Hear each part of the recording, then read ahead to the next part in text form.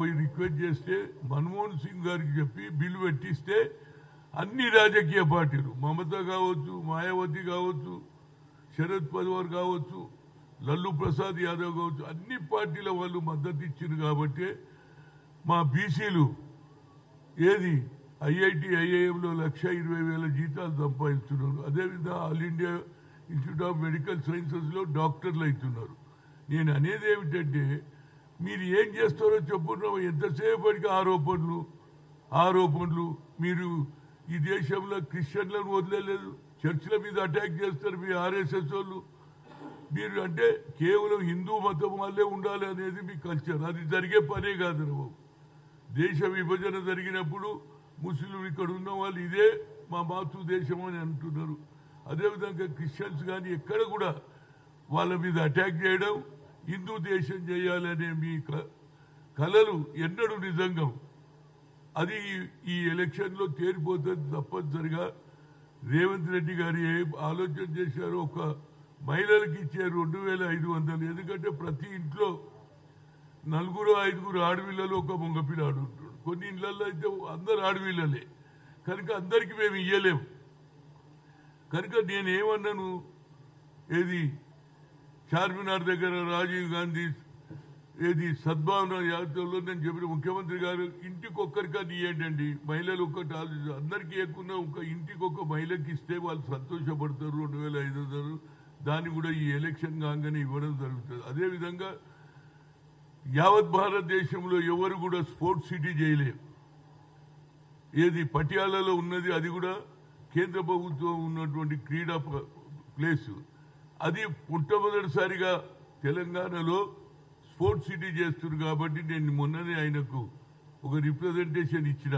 ఏమనంటే భారతదేశంలో మొట్టమొదటిసారిగా మహిళలు ఇండియా మహిళలు వరల్డ్ 20 ఏది క్రికెట్ మ్యాచ్ 50 ఓవర్స్తో గెలిచారు. వాళ్ళని పిలిచి మీరు సన్మానం చేయమన్నారు. ఆల్రెడీ మా ప్రధానమంత్రి ఏదైతే క్రికెటర్స్కు మహిళా క్రికెటర్స్ పిలిచి సన్మానం చేశారు. అదేవిధంగా మీరు ఫస్ట్ టైం స్పోర్ట్స్ సిటీ చేస్తున్నారు కాబట్టి మీరు మొట్టమొదటి వాళ్ళని విలువాలి, వాళ్ళకి సన్మానం చేయాలి, వారికి కొంత పారితోషికం ఇస్తే ఇంకా క్రికెటర్స్ మన దగ్గర తెలంగాణలో ఒక అమ్మాయి అయితే ఆంధ్ర అమ్మాయి అందులో ఆడింది. మన దగ్గర కూడా మహిళలకు అవకాశం వస్తుందని వారికి లెటర్ కూడా ఇవ్వడం జరిగింది.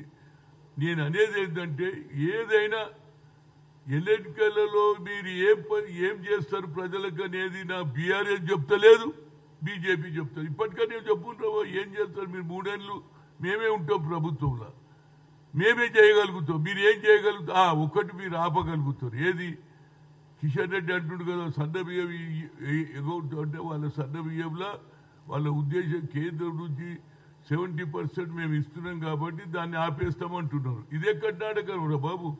అభివృద్ధి చేయరు. ఇచ్చే అభివృద్ధిలో తెలంగాణ ప్రభుత్వం అభివృద్ధి చేయడానికి ప్రయత్నం చేస్తే పేద ప్రజలు సన్న బియ్యం అంటే దాన్ని కూడా మేము ఆపుతామని థ్రెట్ చేస్తున్నారు.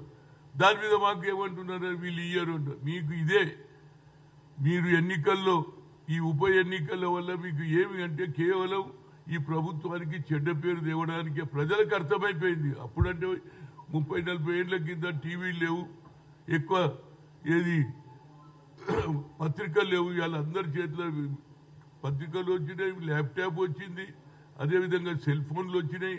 మీరు ఎన్ని అబద్ధాలు చెప్పినా ప్రజలు నిర్ణయించుకున్నారు నవీన్ యాదవ్ను గెలిపియాలని. ఏ విధంగానైతే పి జనార్దన్ రెడ్డి ఖైరతాబాద్ కాన్స్టిట్యూన్సీలో ఉన్నటువంటి గతంలో జూబిలీస్ కూడా అందులో ఉండే ఆయన చేసినాడు. ఆయన ఎంతో మంది పేద ప్రజలకు ఆనాడు ఓపెన్ ప్లేస్ ఉండే ఏ పేదవాడు ఇల్లు కట్టుకున్నా అతనికి పట్టా సర్టిఫికేట్ ఇప్పించుండి ఇల్లు కట్టుకున్నారు. కాబట్టి అలా ఆయన చనిపోయినప్పుడు లక్ష జనం రావడం జరిగింది.